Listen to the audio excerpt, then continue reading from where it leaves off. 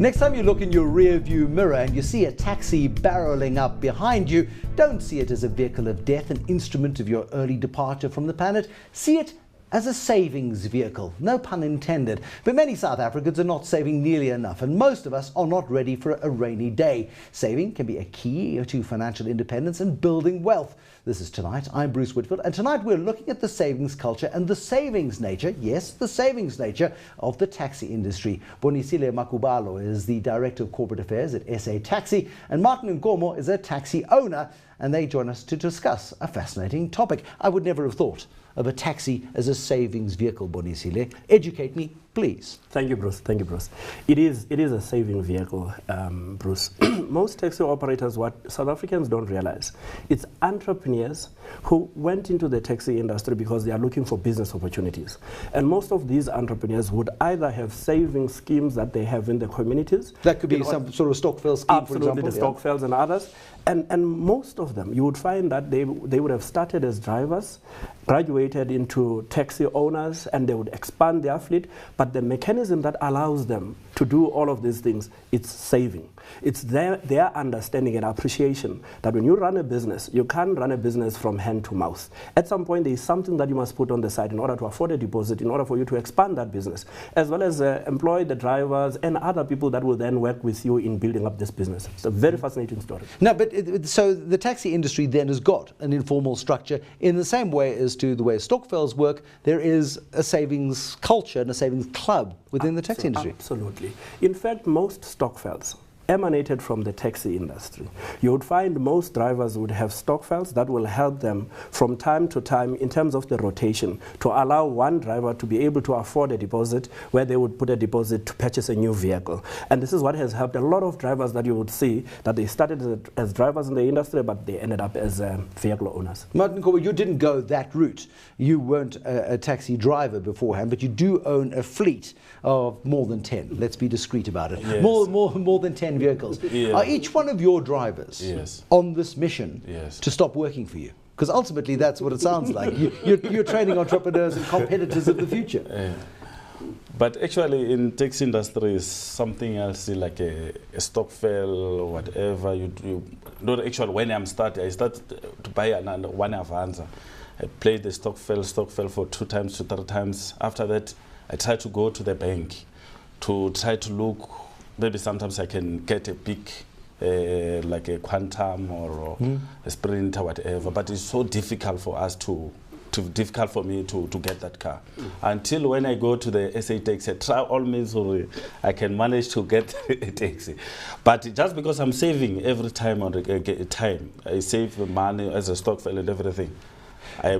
I go to the SA Taxi until I get one of them. What does a taxi driver earn? What are your best taxi drivers earn in a single day? What is the best earnings potential for the best taxi driver that you've got? The most efficient, the quickest, the slickest, fewest accidents? It depends on which route they use. Maybe let us take example of Ivory Park to Johannesburg. Maybe sometimes they put every day 700 or 800 a day. I will pay them 20% of the money that they make in the weekly. Okay. Yes. So if they earn 800 Rand a day as the driver, that's 4,000 Rand a week that they're earning. You will pay them 800 Rand a week. 800 a week. Okay. That's, you've got to go an awful lot of kilometers to save anything out of 800 bucks a week there. In fact, Bruce, the exciting thing about the taxi industry, you know, this is where you see the capitalist tenants of the industry.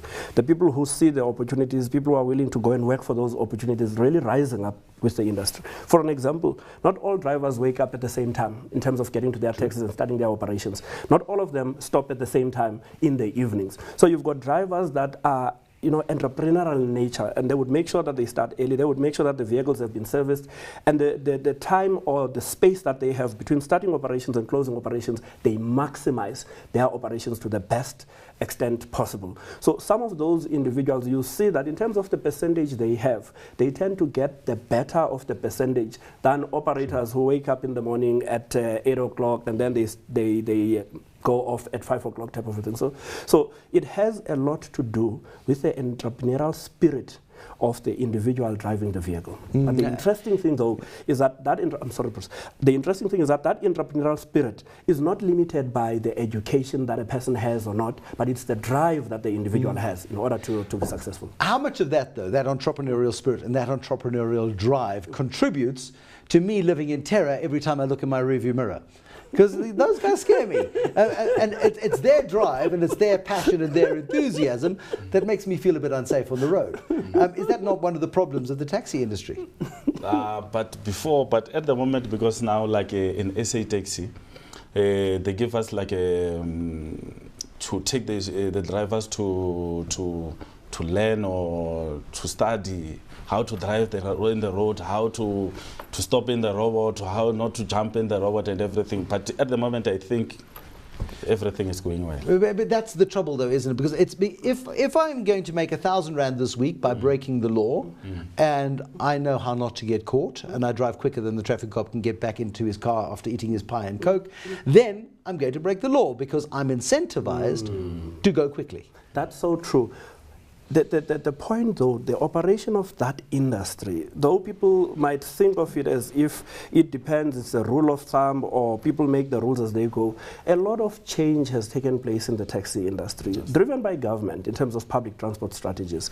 So there are a lot of responsibilities that have been placed now on drivers as well as the owners. For an example, any driver who gets to a rank, they don't get to a rank and pick up people. There is a system that is used at the rank with the rank marshals, so that person will only leave when the taxi is full.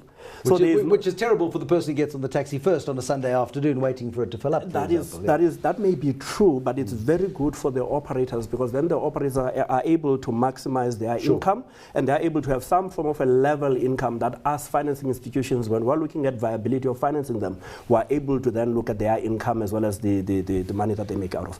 And then secondly, I think some of the challenges that we still have in the country with regards to public transport regulation is that in other countries where you've got a developed public transport, you've got median lanes that are dedicated for public transport. Yeah. In South Africa, you've got a competition of individual users as well as public transport and those who use it for business. And sometimes during these things, you may find some unnecessary friction. Absolutely. But even Porsche drivers, passengers can behave badly on the road. So we're not going to judge taxi drivers this evening. But when we look at it, though, and we look at the industry and the way in which you guys operate, it seems like an awful lot of work and an awful lot of investment for quite a small return. How long does it take you to pay for a taxi completely?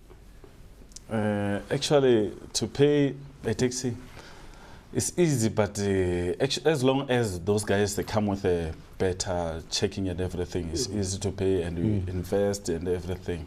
Like almost on Friday you you play a Stokvel, maybe 5,000 you put in the bank. End of the month, you take it and pay the tax. Yeah. But how many kilometers do I need to do in a minibus for it to pay itself? It depends, Bruce. It depends. Normally, the minimum that we do on our agreements, it's 5 years. But we can extend it to 72 months, which is allowed by law.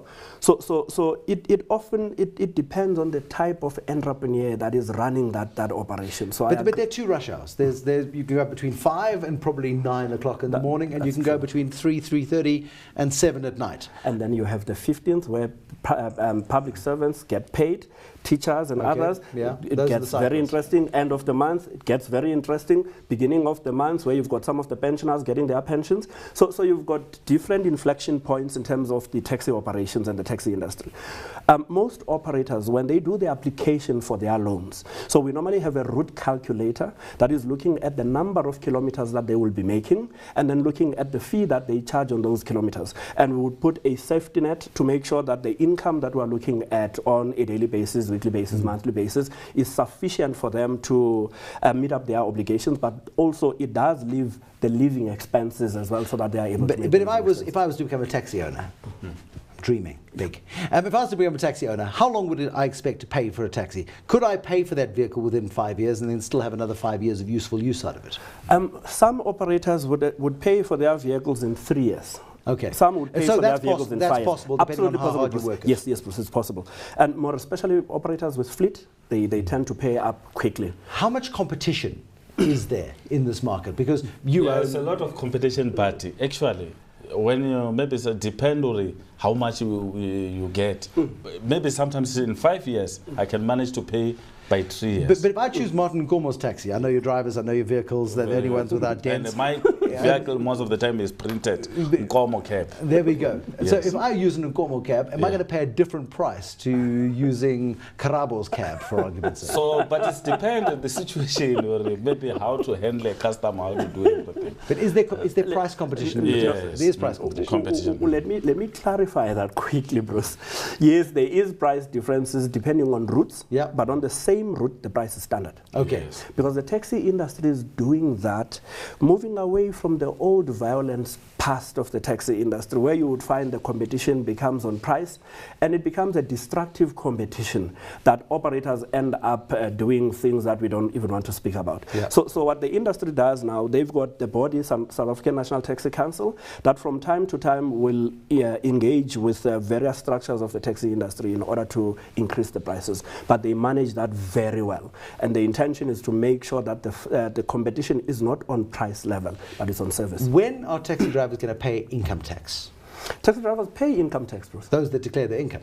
It's a cash industry. It's a cash industry. Come on. Isn't that the same for South Africans? Yeah? Not everybody gets paid cash. What I'm saying... Do you give your drivers pay slips? Do you deduct yes, I pay them through to the bank. Let me qualify what I mean. The National Land Transport Act of 2009 specified the responsibility for any person who wants to be a legitimate taxi operator, that they need to get an operating license. But before they could get an operating license, they must have a tax reference number. So the companies pay the tax. Taxi operators, owners, yes, they have to pay the tax. The part I don't know, Bruce, I'll be honest with, is whether do they declare the right income and therefore the tables are correct. That I don't know, sir. That's the great challenge, isn't it? But what an interesting discussion. Bonisile Makubalo, who is Director of Corporate Affairs at SA Taxi, and taxi owner Martin Nkomo, who owns a fleet. And I think that fleet is growing. Thank you for watching. There'll be more tonight, tomorrow. Till then, bye-bye.